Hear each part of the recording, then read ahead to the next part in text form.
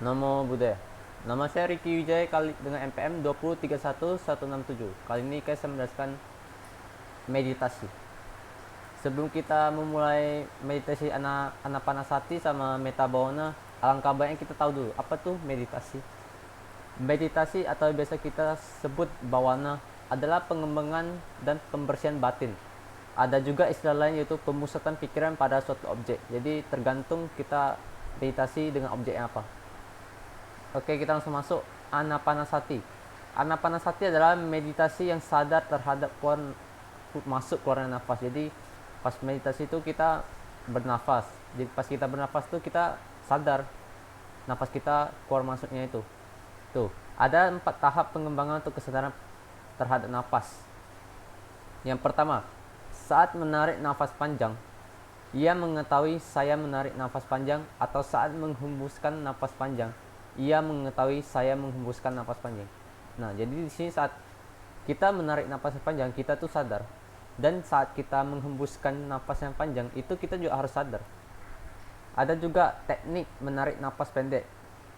Ia mengetahui saya menarik nafas pendek, atau saat menghembuskan nafas pendek, ia mengetahui saya menghembuskan nafas pendek. Ini sama seperti yang di atas.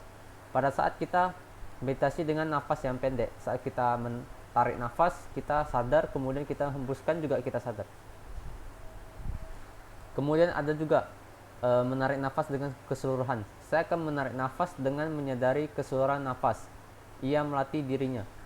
Saya akan menghembuskan nafas dengan menyadari keseluruhan nafas. Jadi pas kita nafas tuh kan kita tarik nafas kita keseluruhan gitu. Nah, di situ kita sadar. Pas kita hembuskannya juga kita juga sadar. Yang keempat, saya akan menarik nafas dengan menenangkan gerak-gerik tubuh. Ia melatih dirinya.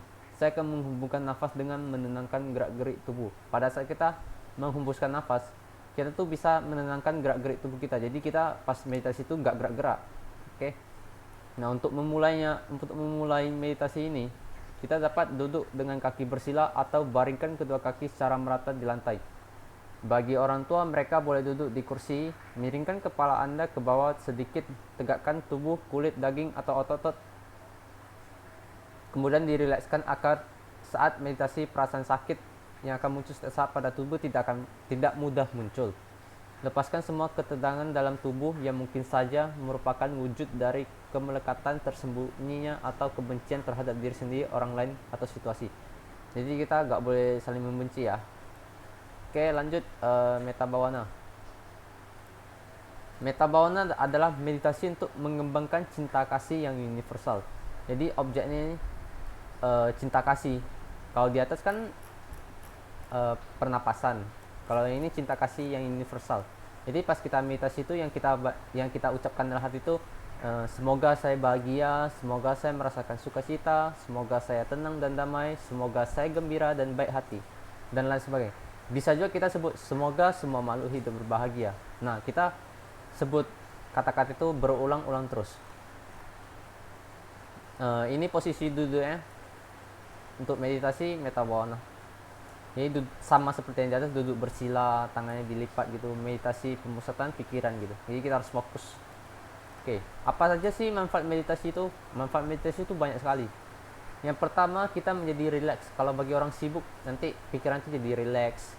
Terus mengatasi kebingungan, mengatasi persoalan-persoalan masalah gitu. Mendapatkan kepercayaan terhadap diri. Rasa takut dan ragu itu menghilang. Menemukan rasa puas dalam batin, mengatasi keraguan-raguan. Jadi kalau kan ragu-ragu, kalian harus coba meditasi.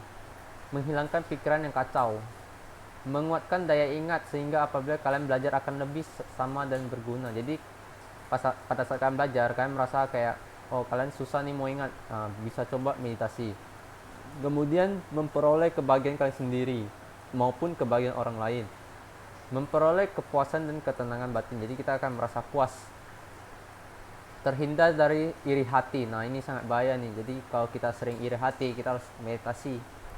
Mengerti secara mendalam mengenai hakikat kehidupan, mengendalikan kemarahan, kebencian, dan rasa dendam. Jadi kalau orang yang suka marah-marah, bagusnya kita meditasi. Jadi kita bisa mengendalikan gitu. Mengatasi nafsu dan keinginan, membawa menuju ke kesadaran yang lebih tinggi dan mencapai penerangan sempurna atau biasa kita sebut nibbana. Oke, mungkin itu saja yang dapat saya sampaikan pada kesempatan pelajaran agama Buddha dalam materi meditasi. Terima kasih.